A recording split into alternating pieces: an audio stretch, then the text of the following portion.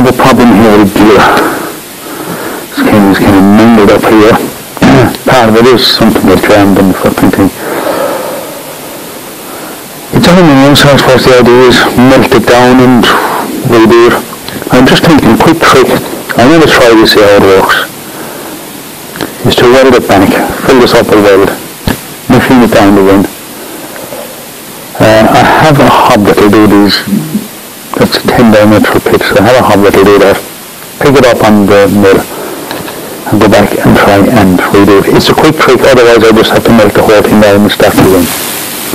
So we'll see how that goes. Okay, so here I am with this bloody thing again. Now this camera's shaking around because it's standing in a dodgy place here.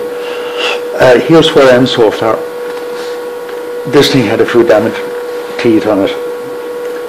Now this is a gear I cut years ago for this guy.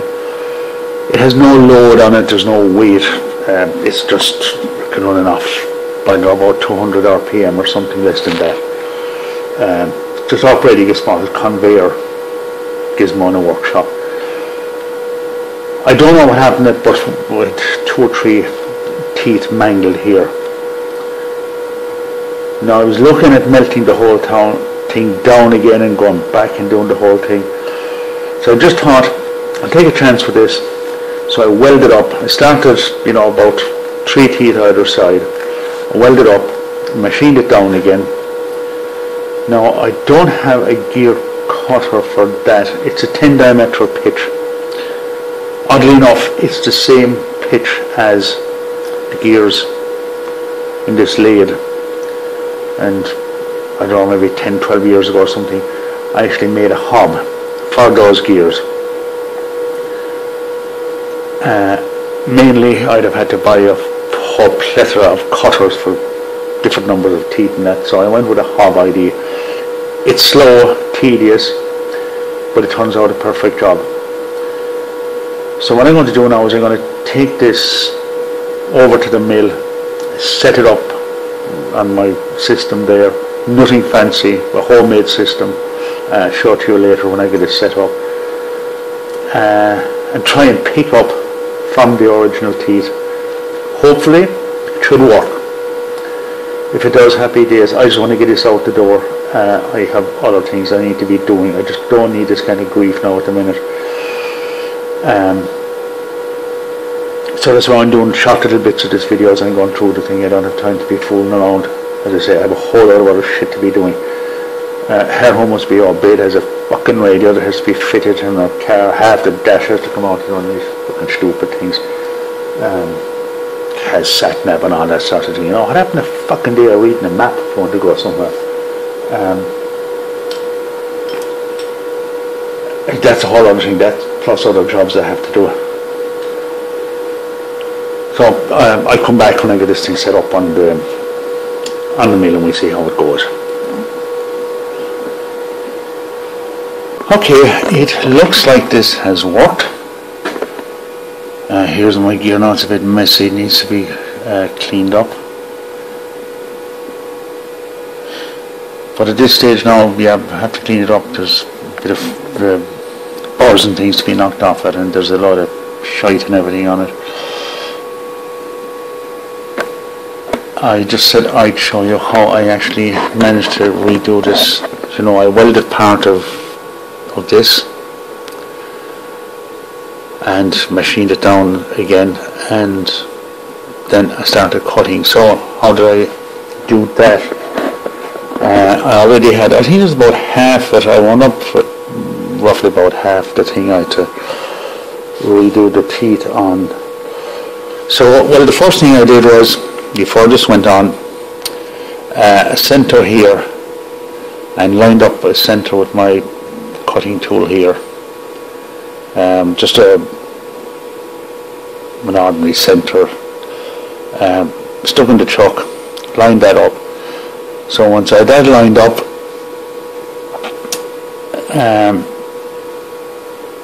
I put this in the chuck, then rotated it around until I got my thing fitting in one of the original wouldn't be that one to be one of the original teeth, centered.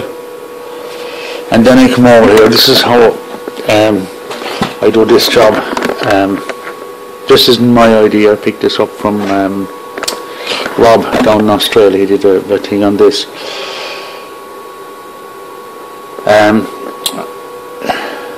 You can print these from a site online. Print off this with my 48 divisions, and it's centered on here, well, near enough for a country job. And up here then I just have just a probe camera. You can use a microscope. I didn't have the software for my microscope to stick on this laptop. This is an older, and the thing I have doesn't work with anything before Windows 10. So again, I had this centered in one of the original teeth.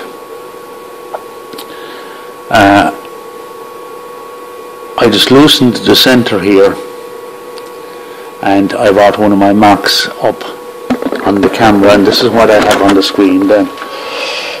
Basically, this is the shot from the camera, and just use this little sticky note here, line it up with it here, and I'll just show you, just keep moving around. You go on to the next guy, you just get him until the light disappears in the background. Happy days. Lock this guy down, cut, back again. Now I used a hob, as I said, it was a 10 diameter pitch, 20 degree. Now I didn't have a single cutter. I have a hob. I made this particular one a good few years ago, or 10 years ago or so, when I got a Colchester, because it needed gears. It needed a bit of work when I bought it. I got it cheap. You know the story. Now the hob is, beauty about the hob is you can cut any number of teeth with the one tool. You know, with the cutters, you know, for this job I'd have been using a number 3, I believe, which is 30 something to about 50 something.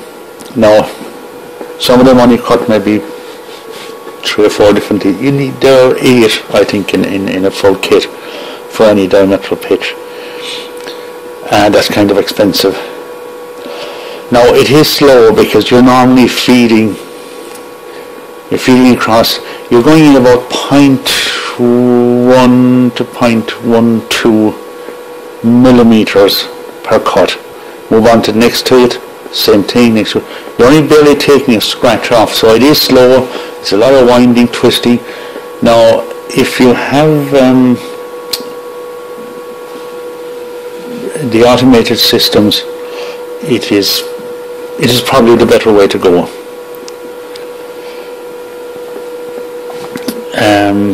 And there is some good software for them out there. There's one on the Sherline thing. Shorty Leatherwood was the guy. He's did some videos on YouTube, which are very good. He explained how to actually make these from scratch. How to calculate your spacings, how to calculate the your cutter tool, which is basically, well, it depends on the degrees of 14.5, 20, whatever. But the main one is actually the tip of your cutter, the width of the tip of your cutter, and his thing calculates the whole lot. The software is there if you have a Sherline CNC. Happy days, away you go. And he actually, on it as well, it gives you everything you need. You only need your diameters and pitches, and it'll actually give you the width of the cutting tool that you use here to cut these gashes. That's Shorty Leatherwood. I actually haven't come across him. I looked up his stuff now in quite a while, but he's very good videos on that on YouTube, and software that he wrote. It's a free download on the Shellline site. So I'm going to take this off now, get it cleaned up, knock these bars and actually clean it as well, because it's full of, this is what I usually use here when I'm doing jobs like this, rather than spraying bloody water or fiddling around with oil and stuff. This is a special. You won't get this on eBay, or you won't get it on GearBest or Banggood. Even though it has a Chinese connection, like it's a special job. You will get it though in your local Chinese takeaway. They're handy. It keeps the place from getting all messed up with oil. You still get a bit of stuff, flying around, but very little. And as you're rotating around, you're oiling the thing all the time. You can actually see it there. So I need to get this thing finished and dusted, a pain in the arse of a job. And I'll take another shot of it when the whole thing is finished. Okay, so I've got this thing finished. I can see, come on.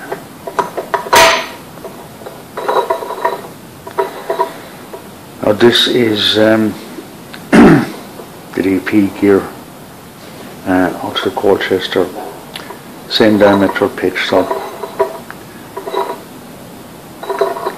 this actually works. This trick of where I had damaged teeth, of welding it up, machining it back down, and then cutting the teeth with a hob, just as I showed earlier on.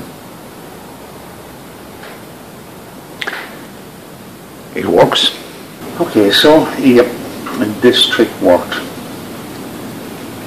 When this came back to me, this was a gear I did for a friend of mine for his own little workshop. Place, I don't know, maybe 5-6 years ago. It's just on an electric motor, very low speed electric motor. I think it's only about 200 RPM or something like that.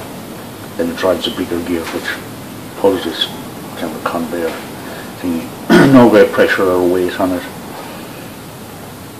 And then he came to me there a few days ago and just been back, because then when he just finished tool work with the last week or so, and he came in a panic. There was a few gears mangled. So what happened? The gear gave up. Okay. Looking at it then, I found there was a few more gears a bit, twisted either side of them. They went up, but probably almost half of it. So I thought I'm going to have to melt this down again, add a bit, go redo a whole gear, do all these splines and a pile of other stuff to do around here. I have to clean this place up. The place is in a mess. You go away for 7 or 8 months, you come back and it's a skip.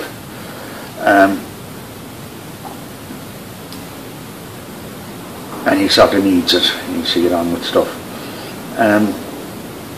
So as I say, I thought I was going to have to melt the whole thing down, start anew.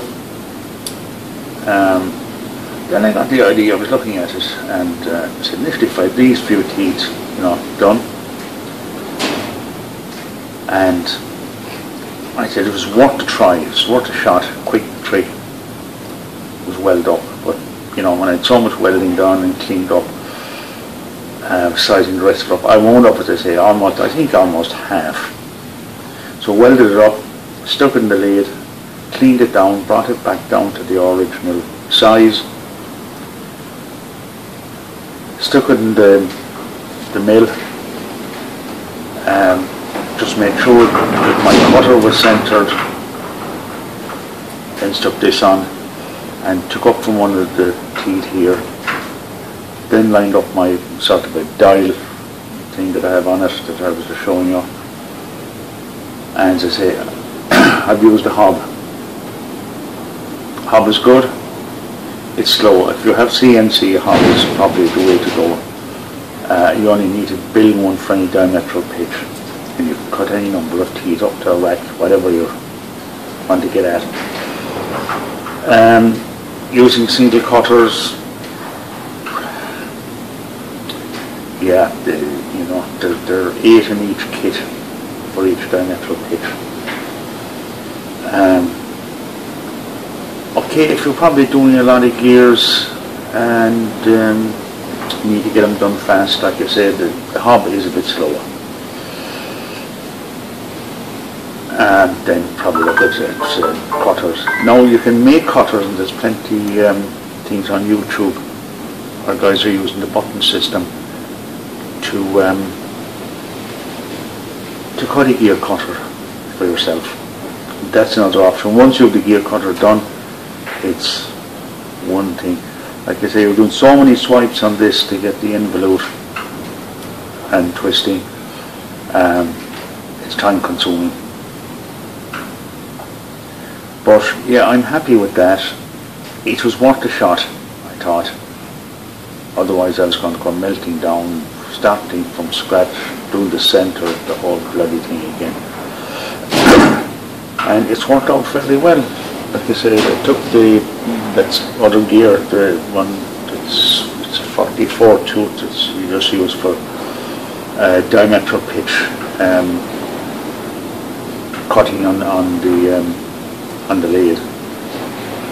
Now, practically all the other gears on the outer end of that thing were pretty well worn and knackered and stuff when I got it. And I actually cut them out of this kind of stuff, out of aluminium. And that's what's in it for a good 3 years. And they seem to work fine, but then again I don't dog the machine. Even in the apron, and they all seem to be 10 diametral pitch, 20 degree. Now, initially I was finding information that they were 14, and even though that was built in 71, I believe, 71 or 72, it's actually 20 degree pitch. So that's just my 10-cent worth on that.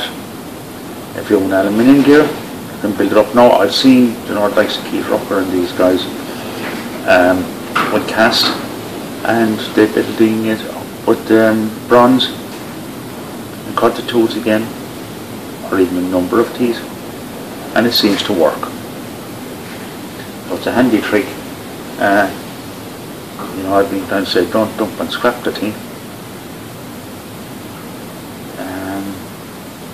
Just didn't take a whole pile. Getting it to the point of cutting the teeth didn't take a whole pile of time. Cutting the teeth, yeah, that took a bit of time, a couple of hours work on that.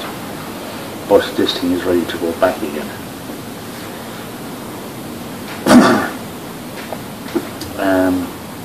Yeah, hobs I have, there's just another one. This is a different thing. I cut that for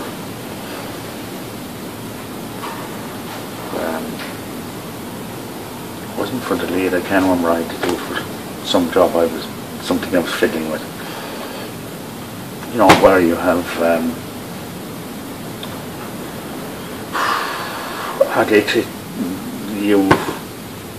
you mark your thing, they're normally at an angle depending on whatever the pitch of the bloody thing is, and then just let it freewheel on the mill and keep feeding in.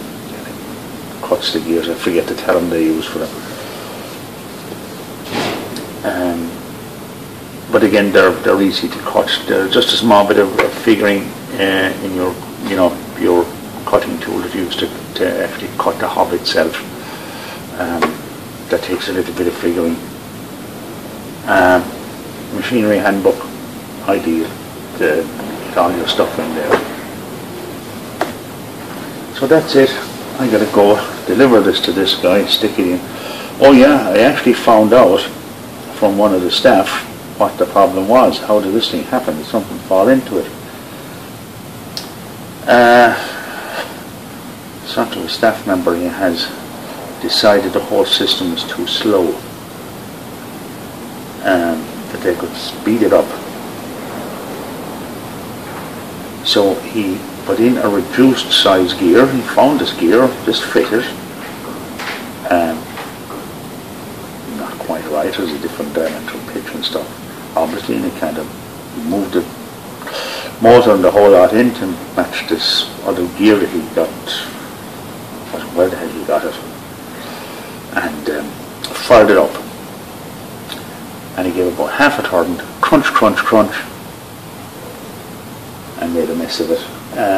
That I found out through another staff member. This boss guy, the guy that I know, he didn't really know what happened. But that is what happened. Some genius mismatched the gear, and it wound up mangling this thing. It took a few teeth out, and then it had marked quite a few more of them. So I actually wound up, from the video that I did the day that I had it on the lathe, kind of finished. I took it off and had a look at it. I was still going on, geez, there's another tooth there, there's a bit, and there's a bit there, and there's, you know, so I wound up doing almost half of it, but it's, you know, it's back in action, like I say. Go deliver that, and then I've got a lot of work to do around here.